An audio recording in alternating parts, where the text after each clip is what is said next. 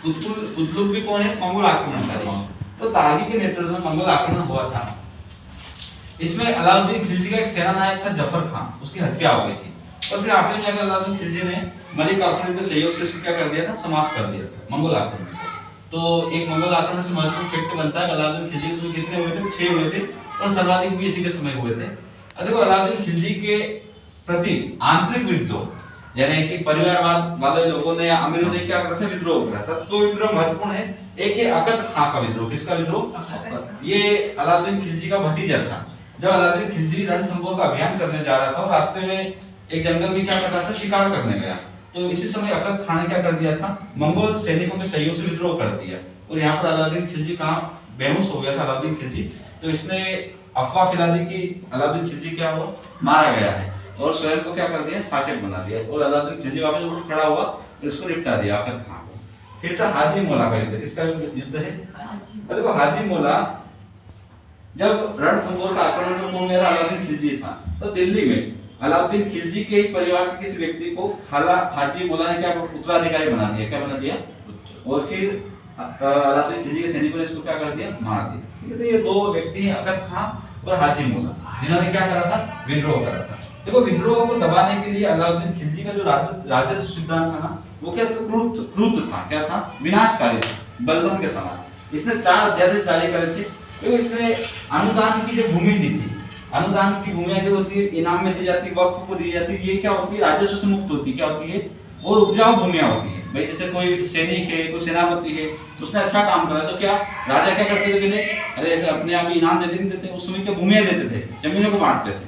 ठीक है, तो अलाउद्दीन खिलजी ने सारी जो अनुदान में दी हुई भूमियां थी उनको सबको क्या कर लिया? वापस कर लिया। तो अलाउद्दीन खिलजी के समय खालसा भूमि सर्वाधिक थी। खालसा भूमि क्या होती है? सरकारी भूमि जो राजा के अंदर में होती है ना, वो क्या होती है? खालसा भूमि होती है। तो इसने जितनी भी अनुदान में दी गई भूमियां थी उनको सबको क्या कर लिया? प्राप्त कर लिया। तो इसका उद्देश्य ये था कि इन लोगों के पास जमीन नहीं रहेगी तो भाई पैसा इनके पास कहाँ आएगा? पैसा नहीं आएगा, विरोध नहीं करेगा। तो इनका अलाउद्दीन खिलजी का मकसद था कि जितने भी अमीर है इनको क्या करना? पंगु बना देना। पंगु बनाना मतलब पैसे से पंगु बना देना। यहाँ पर जितने भी हिंदू पैसे शक्तिशाली लोग थे उनको भी क्या कर दिया इसने? पंगु बना दिया। तो वो क्या करेंगे? विरोध नहीं करेंगे। क्या नहीं करेंगे? विरोध। क्लियर आपको? तो पहला था इसने कि अनुदान की जो भूमियां थी उनको क्या कर दिया? खालसा भूमि में क्या कर दिया? कन्वर्ट कर दिया। किसने? अलाउद्दीन खिलजी। अब दूसरा इसने गुप्तचर व्यवस्था बनाई। क्या बनाई? एक तो पर्सनल अपनी राजा की बनाई और एक राज्य की जो होती थी। तो इसने गुप्तचर व्यवस्था को क्या करा? सुसंगठित करा।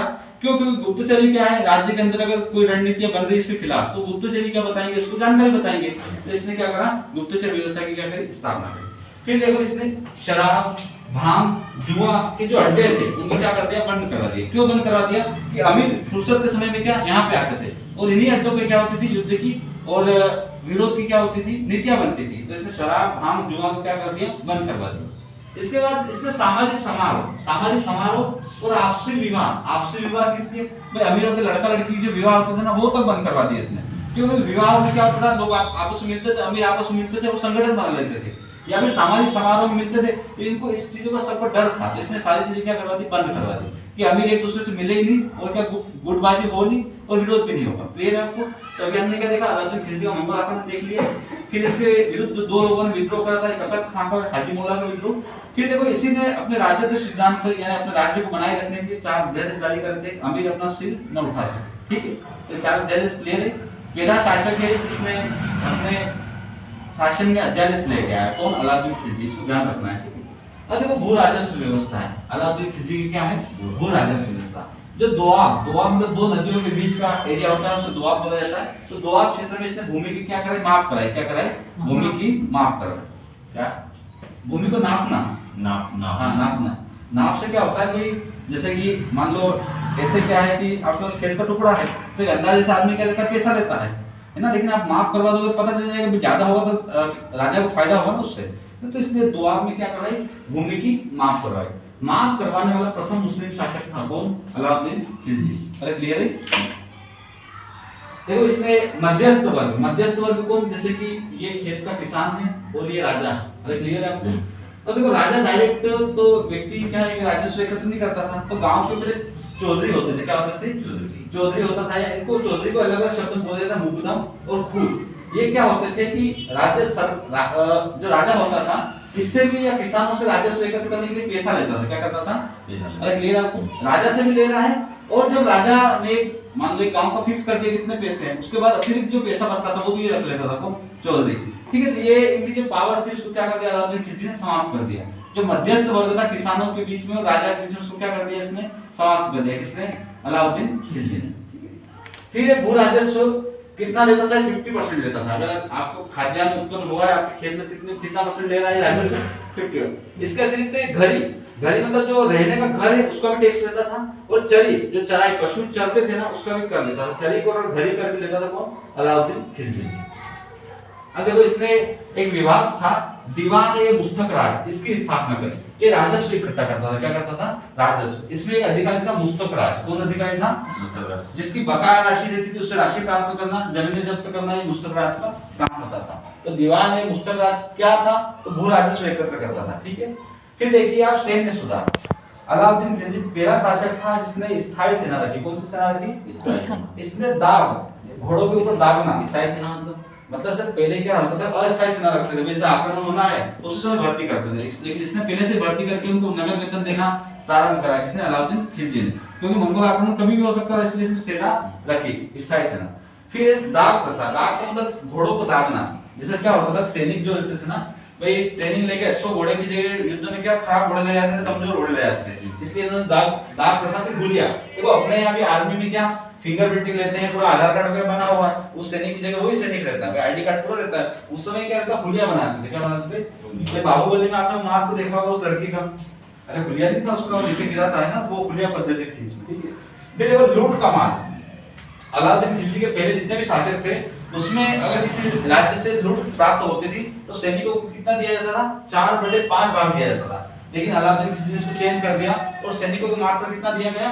1/5। क्लियर? अब देखो बाजार नियंत्रण व्यवस्था। बाजार नियंत्रण व्यवस्था, ये बाजार नियंत्रण व्यवस्था सैनिकों को लाभ पहुंचाने के लिए अलाउद्दीन खिलजी लाया था कि सैनिकों को कम रेट पर क्या मिल जाए? अन्न मिल जाए, खाद्यान्न मिल जाए। ठीक है, तो दिल्ली के आसपास, बंदारी के आसपास थी केवल। तो इसमें एक विभाग था दीवान ए रियासत। कौन सा विभाग था? बाजार नियंत्रण व्यवस्था के लिए कौन सा विभाग लेके आया था? दीवान ए रियासत। इसका प्रधान कौन होता था? प्रधान था इसका अलाउद्दीन खिलजी समय मलिक याकूब था। कौन था? मलिक याकूब। दीवान ए रियासत का प्रमुख कौन था? मलिक याकूब था। अनाजों की मंडी, यहाँ पर बस अनाज और खाद्यान्न मिलता था। ठीक है, इसको शहनाई मंडी कहते थे। ये सरकारी कार्यालय था। देखो यहाँ पर अनाज हर व्यक्ति नहीं खरीद सकता था। जैसे अपने यहाँ मंडी में लाइसेंस मिलता है, मिलता है, ऐसे आपका शहनाई मंडी से जिसको लाइसेंस मिलता था ना, वही किसानों से क्या खरीद सकता था? आपका अनाज खरीद सकता था।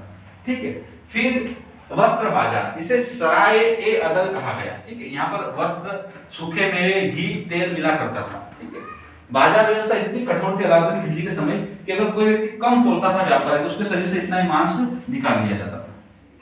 फिर देखिए सराय ए अदल का प्रमुख होता था राय परवान, ये अधिकारी थे। अब देखो यहाँ पर कौन सा घोड़ी? अच्छा है तीसरा। देखो तीसरा जो विभाग है उसमें घोड़े, मवेशी, मवेशी का मतलब क्या होता है? पशु है ना, गाय भैंस। फिर दास और दासियां, मतलब मानव भी खरीदे जा सकते थे उस समय। दास दासियों का बाजार हुआ करता था। अब देखो इसके राजत्व सिद्धांत। राजत्व सिद्धांत का मतलब ये देखो, भू राजस्व का मतलब क्या था? पैसे से संबंधित। राजत्व का मतलब राज करना। क्या करना? राज करना। तो इसका राजत्व सिद्धांत जो था, राजत्व रक्त संबंध नहीं जानता। ये स्पष्ट शब्द से अलाउद्दीन खिलजी के कि राजत्व सिद्धांत क्या नहीं जानता है? रक्त संबंध। मतलब ये कि तुर्क अमीरों को ही नहीं लेगा अपने राजत्व सिद्धांत में। तो पहले पुराने शासक हुए ना, वो क्या तुर्क अमीरों को लेता था। बलबन ने तो यहाँ तक बोला था कि मैं तुर्क अमीर के अलावा किसी अगर अन्य मुसलमान को देखता हूँ, मेरा क्या होता है? खून खोल जाता है ना, मैं तलवार उठा लेता हूँ। अरे आपने देखा हो बलबन का? नहीं पढ़ा आपने? पढ़ो उसमें ना जाके डरता। हाँ, ये तो सब चले जाएंगे बलबन वाले साथ। देखो इसने प्रशासन में तुर्क अमीरों, गैर तुर्की और जो भारतीय मुसलमान थे उनको भी क्या करा? शामिल करा। किसने करा? अलाउद्दीन खिलजी ने। अलाउद्दीन खिलजी ने राजनीति को धर्म से अलग रखा, मतलब राजनीति के अंदर धर्म को आने नहीं दिया। राजनीति संबंध उलेमाओं से सलाह नहीं दी इसने। जो राजनीतिक अगर मैटर होता था तो उसमें जो उलेमा होते थे उनसे सलाह दी। और इससे देखो अलाउद्दीन खिलजी इतना क्रुद्ध था कि इसने पैगंबर मोहम्मद के समान अपने आप को माना कि मैं खुद क्या हूँ? पैगंबर मोहम्मद। उसने खलीफा से भी क्या नहीं ली? परमिशन नहीं दी। किसने? अलाउद्दीन खिलजी ने। और खुद ये खुद को खलीफा पे करा, घोषित करा। इसमें नहीं मिलेगा आपका, इसमें आपका। और इसने यहाँ तक कि उलेमाओं की राय न मानकर स्वयं एक नया धर्म बनाना चाहते कौन, अलाउद्दीन खिलजी, लेकिन मुसलमानों के विरोध के कारण इसने वो नया धर्म नहीं बनाया। ठीक है, तो ये सारी चीजें अलाउद्दीन